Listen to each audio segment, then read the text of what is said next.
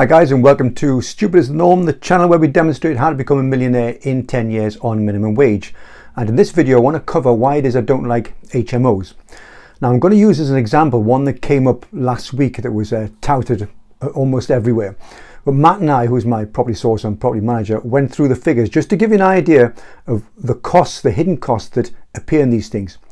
So a bit of background: this was a Victorian terraced house, townhouse if you wish, that was 3 bedrooms, but it converted into 7 bedrooms with 7 bathrooms. And they had the headline grabbing figure of rents potential $94,200 a month. A year rather, which looks great. Wish it was a month. It looks great, doesn't it? But there's a lot of costs involved with HMOs. I just want to run through those costs so that you could get appreciation of what it is you're left with at the end of it. So this was a £1.1 million property. So you've got a 75% mortgage at 5%. We're looking at a mortgage of $41,250. Clunk. There's the biggest problem. That's the biggest chunk of money gone already. 41,000 from your 94,200. But of course there are lots more. There's going to be voids and bad debt on these things.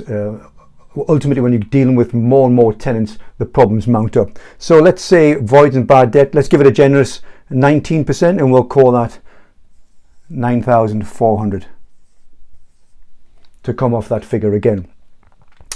Now, management of these things is a real ball ache. Again, you've got 7 tenants moving in and out at different times. Unless you want to do that yourself, you're going to pay someone to do that. And they're going to charge you, I would think, 15% of the rent, be typical. So that's another 12,690 to come off.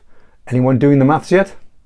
So there's more to come off. Let's look at gas and electricity, because you're liable for that. Gas and electricity in this thing, let's be generous and give it 7,000 a year.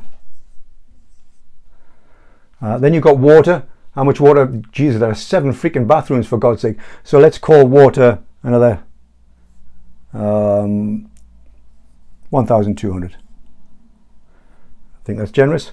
Now, insurance on these things. I'm buying my first SA, serviced accommodation property, and I've been shopping around, and I can get insurance for £500 in this thing. So this thing's got to be £1,000. Excuse me. Yeah. So there's another grand off. There are often communal areas with these things. You know, they might go in the hallway. Then there's a lounge, shared lounge. That has to be cleaned in. Unless you're going to do it yourself, you're going to pay someone to do that. So again, that's done professionally. That's going to cost you an hour a week, 20 quid a week. So per year, 1,040. Again, all this is coming off. You've got things like licenses for Wi-Fi and TV licenses. Let's call that 600 quid. Now you're looking at maintenance of these things. Obviously they've got tenants coming in and out, they're breaking stuff. Let's call that 5% of rent, and we'll give that 4,700.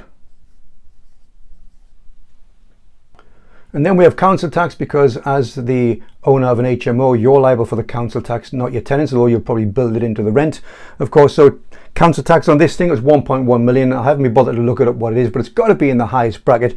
So from where it was, let's call that 3,852, I think it was the highest bracket, 3,852. And let's stop there. And I'm not even including things like standing charges such as accountancy. Accountant, if it's a limited company, is going to charge you 150, 200 pounds a month. So there's perhaps another 2.5 grand to come off that.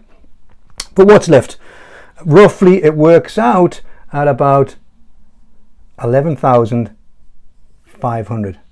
11,500 from 94,200. Now, if you think that still looks tasty, and you say, well, Perry, you know, it might be less than £1,000 a month, but it's not bad. If you consider I'm getting a serviced accommodation, and my serviced accommodation will kick out more than that. And if you look at things like the mortgage that you have in this damn thing, if you've got a 75% mortgage, you're in debt now for about 825 grand, and you've probably got to chuck in you will have to chuck in a 25% deposit, so you've got 275,000 pounds. Again, compared to my serviced accommodation, I'm having to chuck in 37 grand. The comparison is miles apart, and that's why I don't like HMOs. You could manage it yourself and reduce some of these costs, but I mean, would you? 7 tenants moving in and out and doing all the repairs.